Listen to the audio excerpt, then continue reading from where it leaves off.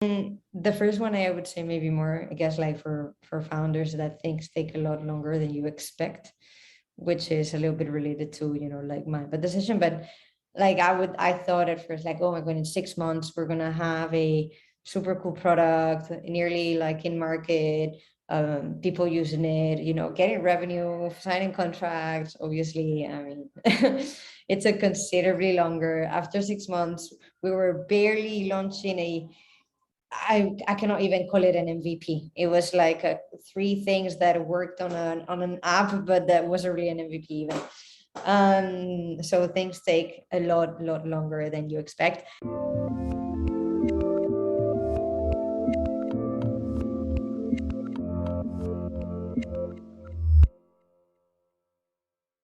Hey everyone, this is Devin Miller here with another episode of The Inventive Journey. I'm your host, Devin Miller, the serial entrepreneur that's grown several startups into 7- and 8-figure businesses, as well as the founder and CEO of Miller IP Law, where we help startups and small businesses with their patents and trademarks. If you ever need help with yours, just go to strategymeeting.com, grab some time with us to chat. We're always here to help. Now, today we've got another great guest on the podcast, Pati Ricarte. And Pati was started college in Madrid, or she was, or it was Madrid in Spain, and then started into law or doing law and business. Went to law school, realized that law wasn't for her, and moved over to investment banking, and went to work for an investment banking firm for a period of time.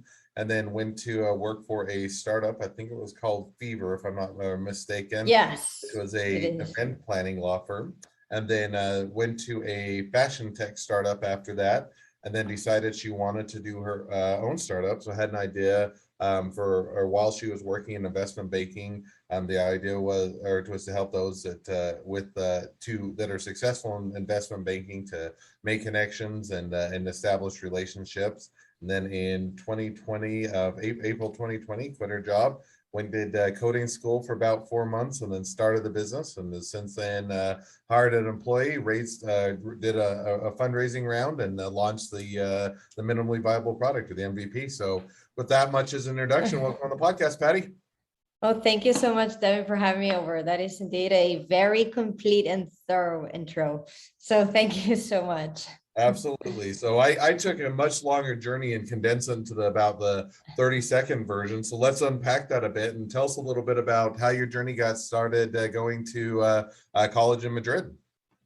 Yeah, so exactly as you well mentioned, I studied law and business in Madrid. Well, I'm Spanish, so I'm from Madrid. Reason why, like obviously I did my studies there. I come from a family of lawyers, so there was a very big, I could say, pressure on me to study law. Also, my parents considered that it was a better a better type of job for a woman. So in Spain, you have this sort of like public exams after you take your bachelor in law, and then well, you get like very good positions. You work for the state. It's a very good salary. So that's sort of like what they wanted me to do in my future, because obviously it would be better, for raising a family, getting married, and so on and so forth. But yeah, I mean, as soon as I started studying law, I realized that it really wasn't for me. I've always been more on the number side and logic. Actually, I wanted to be an engineer, to be honest, not really a lawyer, but hey, that's how it went. So yeah, that's when I decided, like, okay, I'm not gonna go for law, but I was also doing the double bachelor on business. So I basically went to London and started working in investment banking.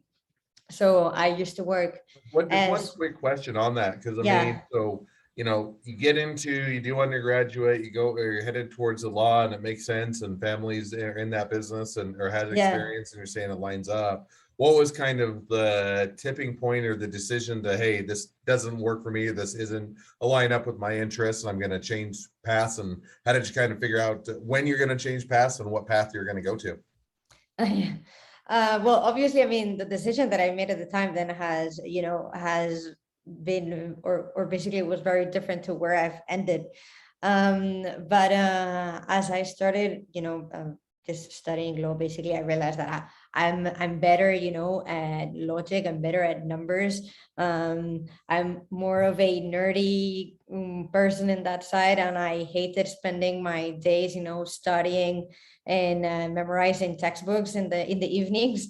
So I mean, I just realized, like I'm not that much of a person of speech and writing. I like my numbers, I like my problems, and that's what I like to do. So I actually took an internship in Royal Bank of Canada to test it out, and I realized that yes, indeed, I liked banking more than law firm. And obviously, well, investment banking also pays very well, so it was a good option. And yeah, that's when I decided, like, okay, I'm gonna try this further. And obviously, well, I started applying. I started my applications. I got accepted in Morgan Stanley for my first internship while I was in college. And after the internship, I got offered the full-time job. So yeah, I moved to London and started working in the M&A team. But obviously, the life of an investment banker, it's pretty tough. I mean, obviously, the learning curve is very steep, very high, but the reality is that it's also, many or very, very long hours. So I had always had a little eye for tech, always, trying to keep up with what's going on in the market. And well, I crossed basically Fever. I met the CEO, through like personal connections, and I really liked what they were doing. I'm also a person that loves going out, and basically, well, Fever is an event discovery platform, and right now they're all over the world. They actually just became a unicorn a few months ago, so they're doing pretty well. And well, I loved this sort of like sector of experiences, and they were looking for someone to deal the finance and analytics team and help them with fundraising. So obviously I was still very young, and the role was somewhat senior. Well, in a startup, you can be very senior while being very young. So And I took the opportunity. let me just dive in and ask one question, because I Yeah. mean, you had Fever as a startup. Now you were still working in the investment banking. Were you looking to go work for a startup? Did you quit your job? Was this just one that opportunity Mhm. came about, or kind of what kind of pointed you Yeah. in the direction from investment banking to move over to start working with the startup?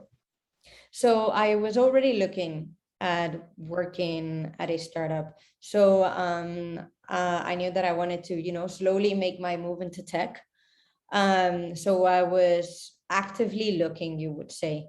I Mm. mean, I was obviously, again, like I was still working investment banking while I was looking, and then this opportunity sort of like came through, and obviously, well, I decided to proceed and take the opportunity. Now, And so now as obviously, you're taking that opportunity, was it one where it was everything you hoped and dreamed for, and the startup life was a great fit for you, which is the case for some people, and other people say, "Hey, you know what? I imagine startup life and working for startup isn't quite the same as what it reality is," and they find they don't like it. So, kind of as you dive into that startup world and working for startup, how did it go? oh, I mean, it was tougher than I expected, to be honest. Then obviously now I got accustomed to it, and I know what it is to work in the startup world. But you get a little bit carried by what you see, like in the movies, like or like, I don't know, videos about all this, like Google offices where you can have, like a nap in the middle of the day, and that's what you think startup life is. Mm. um, but the reality is, especially in very early stage startups, is that the dynamics, like are it's a very fast paced environment. There's lots of constant change. There's a lot of stress.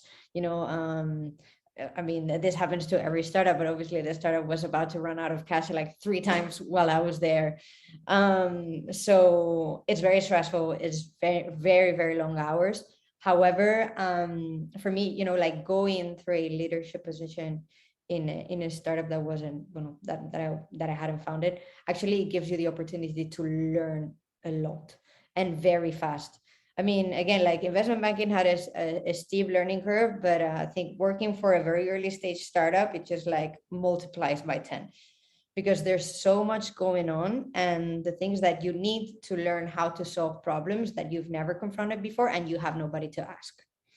So you don't have a senior person that can sort of like guide you. You have to come up with creative solutions, pretty much, to whatever like tasks or issues or analysis you have to do. Like doing, for example, during the fundraising, of the company, I supported a lot the CEO and the chief strategy officer in preparing all of the analytics, all of the financial modeling, the business plan, and many of the things that I had to analyze or that I had to sort of like prepare for the investor deck. It was the first time that I was ever doing it, but still, like, you need to sort of like figure it out.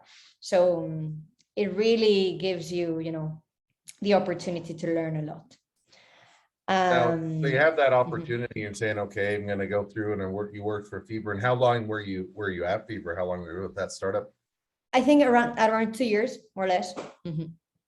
Now and you Um, were there so for a couple of years, 2 or 3 years, and working there. And then I think from there you moved over to a fashion Another tech one, startup.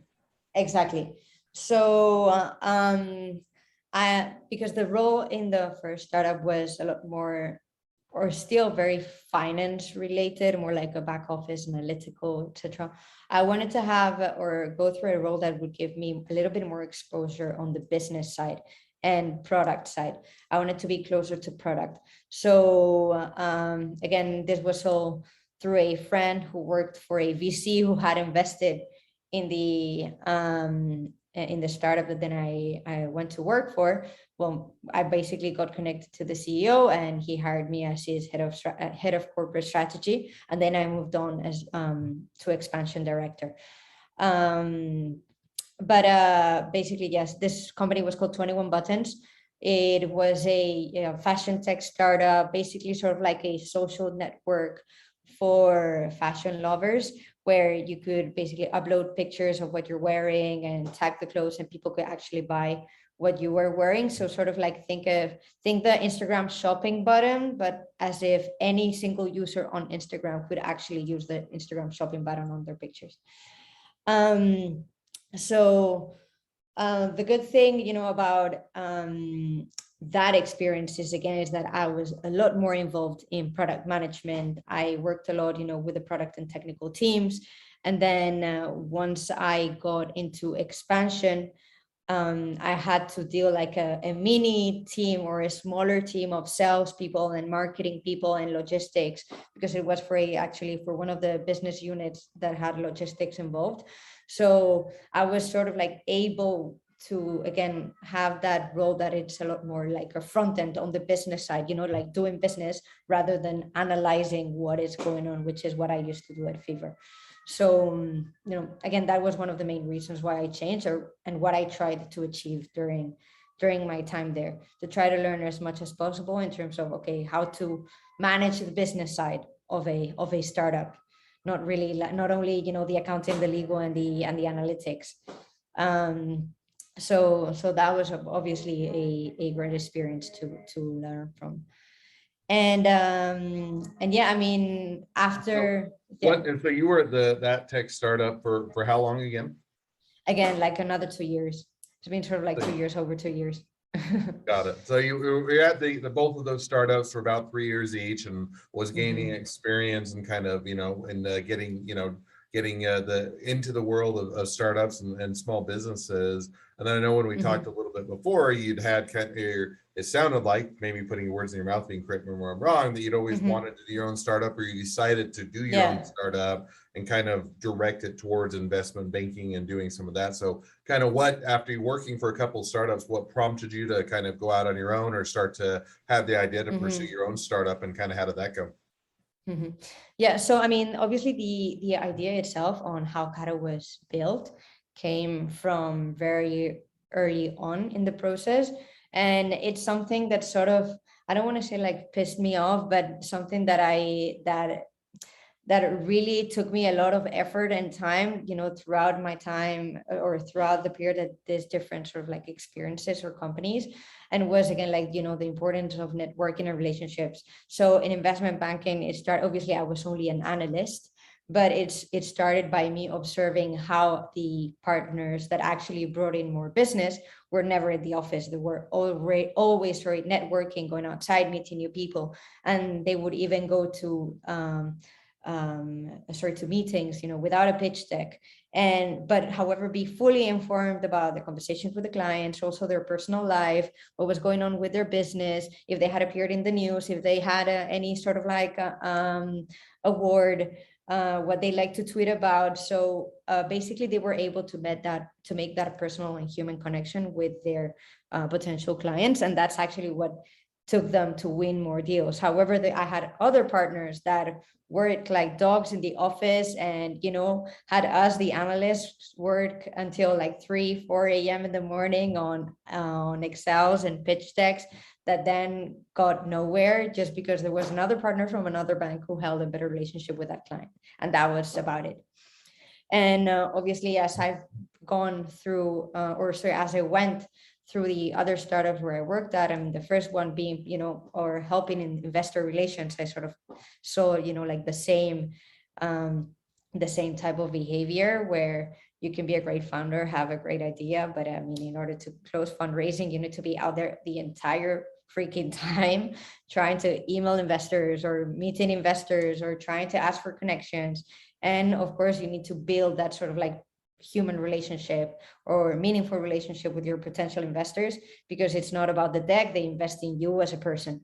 So obviously, tracking all of that information, it's always pretty complex, especially when you think about CRMs that are out there. They're very focused on sales teams and on marketing teams, but not really on networking and building relationships. So I came to a point also, during 21 Buttons, where I was taking care of expansion and building partnerships, that I had the same issue. But okay, every time I meet someone, first of all, the contact exchange is a pain in the ass. Sorry for the expression, but it's a pain in the ass. You give them your card if you have one, then you have to put in all of the information, in a CRM or in an Excel. I used an Excel tracker. I mean, then every time you have a meeting with someone, well, you need to record it. Then you need to go to Twitter and you need to go to LinkedIn and sort of like try to keep updated about this person's life. And most of the times you don't realize about what is going on, or the relationship just falls through the cracks. So again, like it came to a point where I said, like, okay, I've been doing, I've done 2 years now at the company, where at the second one, I mean, I had also just gotten married, and my husband and I were thinking, about moving to the States. So he was living in London, I was living in Barcelona. So I said, like, okay, maybe now is the opportunity for me to start the company. We moved to New York, we moved to the States, and he continues working in investment banking where he works. And I can take the opportunity, to be the one that takes the risk in the marriage, and actually get my company started. So yeah, it was a mix, I guess, of gathering all of the sort of like skills that I thought I needed, to build a company, plus, my personal situation actually permitting me to do it. So that's sort of like, what activated the entire process. And when I decided to quit my job and then do this coding bootcamp. So I went 4 months to coding school, even though I wasn't going to code the application myself. But at that time I was already certain I was going to build my company. So I learned basically the basics of coding and software development. And then I started looking for my first employees. Mm-hmm. Now, just as a question, so you'd quit or formally quit or went kind of full time, so to speak, about 2020, April 2020, is that right? Yeah, it was a very bad time. That's all right. I started the law firm about a year before COVID, so I'm not too far behind you. But, so you quit now. Was there a position or a period of time, or was there a trigger to say, okay, I've got this new position, I need to go all in and go full time in order to make it work, or hey, I've got enough confidence that I'm going to make some money, or we got investment dollars, or kind of what made you decide, okay, I'm going to quit the job rather than doing this as a side hustle, keep growing it and building it. I'm going to quit, go full time. Kind of how did you make that determination? Yeah. Well, to be honest, it was mostly as well because of the move. I mean, I was leaving Spain and I was moving to the States. So my company or the company or the startup where I used to work at, they wouldn't have me in the States. So it was like, okay, now it's time to break. And to be honest, I had the financial stability from that came from my husband. So I wasn't as scared maybe as other, like either founders that are single and that depend on their monthly salary. I sort of had that, I'm going to say financial advantage that I could rely on someone else's salary to support me pretty much, at least during the first, like year and a half. So that's sort of like what took me, to finally and completely sort of like resign. Then the coding bootcamp that I was going through, it was like full time. So from 8 a.m. to 6 p.m. So obviously I wasn't able to work anyway. And then during the time that I was doing the bootcamp, I learned how to prepare a prototype. So I started bringing a deck together with a very, very, very basic and ugly prototype, but that helped me sort of like raise my first dollars. And then as I hired people and the product improved and I had a better deck, a better vision, I continued raising. So I've been sort of like 1.5 years raising by little tranches, um, until we got the product in market. And now that we're starting to get like finally traction, enterprise deals, now we're jumping onto our series seed, or like first sort of like institutional round. So fingers crossed there. Fingers It's crossed. always I'm yeah, sure it's it'll always go great. challenging. Always is, and it always makes it for an exciting journey. So now we've kind of caught up a bit to where you're at in the present. Maybe just and you kind of started to hint at Yeah, it. You're going through a seed round, but if you're going to take now, kind of yeah. looking forward to the next 6 to 12 months, kind of where things are headed. Kind of where do you see the business going? Is it we're going to raise a seed round and add a whole bunch of features, or we're going to go out and blast some marketing, or we're going to do other things? Yeah. Or kind of where do you see the next 6 to 12 months going for you? Yeah. So basically, just to recap a little bit. So when we launched our MVP, I mean, it was at the end of last year, or yeah, September, October. It had very basic features, which we have obviously been improving. I've mentioned, the importance about networking and relationship management. So the MVP was very focused on the first part, the networking side. So it included like the digital business profiles that are interactive.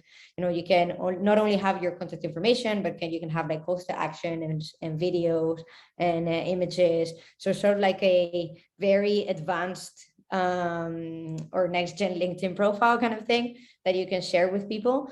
And then we included a very basic contact manager. So right now, well, that was basically again like the basic product that we went out to market with.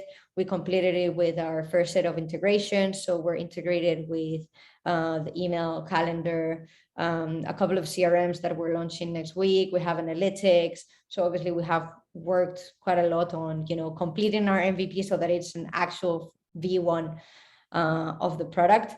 That has helped us, again, get our first revenue, close our first deals, or build, and mostly build our pipeline. Because obviously enterprise sales, the unfortunate thing about enterprise sales is that they take very long, so they can take a year to close. So for us, what's important is the fact that we're building that pipeline and that we're starting to see some revenue coming. So now, that we have that proven traction, that's why we want to raise seed. All with the purpose of continuing with the development of certain of the enterprise features that our pipeline companies are demanding.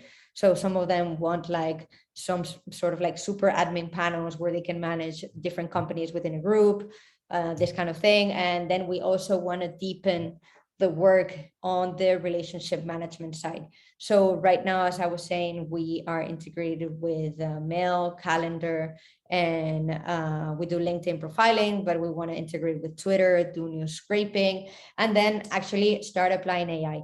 So one of our objectives again is not only to bring all of that information together for you, but also help you analyze or give you meaningful conclusions or relevant conclusions around your professional relationships, such as, okay, so what brings you together, or what common aspects you and the other person have, or what is it that the other person, as I was saying, likes to tweet about. How often should you email them, or if you haven't emailed someone in 6 months, have kind of remind you like, hey, maybe you should touch base again with this contact because there's a potential deal here according to the news. This sort of things. So that Oh, is sort of like where we're heading. Oh, it sounds like definitely a great place ahead, and a lot of a fun journey ahead of you. So that's awesome. Yeah. So now with that, now as we've kind of caught up to the present day of your journey and even look into a bit into the future, it's a great time to jump over to the two questions I always ask at the end of each journey. So the first question I always ask is, along your journey, what was the worst business decision you ever made, and what did you learn from it? Oh, I mean, I've made several bad decisions, to be honest. Maybe one of them would be hiring someone too early on the journey. Like, maybe, like I thought that, for example, on the marketing side, we would be able like to push a lot more on the very, very early stages. But the reality is that the product was still very, like, you know, too much of an MVP, you could say. So I did hire someone from marketing, and unfortunately, obviously, it didn't work because basically it was not the right time. So I think, it's important for founders to analyze, okay, when is the right time to bring people on board, and try not to do it too early, because obviously it's a cash burn, right? But then, like maybe the potential of the person, well, it's not fully, you cannot really use it pretty much. So that would be, I think, one of my worst decisions. I think like sometimes hiring too early, thinking that we were ready when, I should have been a lot more patient. No, and I think that's always a hard one. I mean, there's kind of that trade-off when you're getting going. You're so busy, you need someone to help out or Mhm, offload things with, mhm. and do that. And yet sometimes you do that, there's always almost two scenarios. Either you hire too early and you Or learn your hire too lesson late. that you were, or you hire way too late and you get overwhelmed and you're falling behind. And it's always trying to find that balance of, hey, if I hire Mhm. too early, I may not have the bandwidth to train them. I may not have the work to keep them busy. We may not have the funds to pay them. If I hire too late, then I get backlogged and our customers are Mhm. unhappy because we're not delivering and we're not getting the product out. And so I Exactly. think it's always one of those mistakes that sometimes you just have to make them in order to learn kind of when is that right timing. So definitely great to learn from. Second question I always ask is, now if you're talking to someone that's just getting into a startup or a small business, what'd be the one piece of advice you'd give them? Um, I would say, well, I'm going to say two, if you don't mind.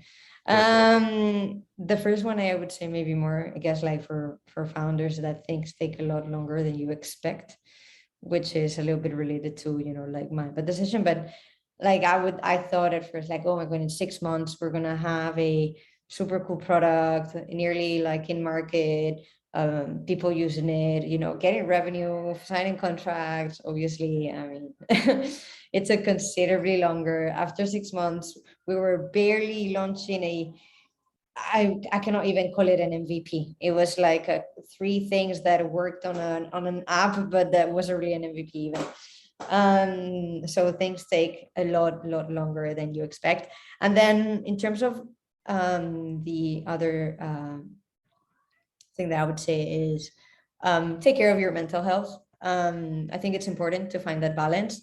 I don't always do it, which is why, I also I should apply what I suggest, but sometimes it's tough and I know it.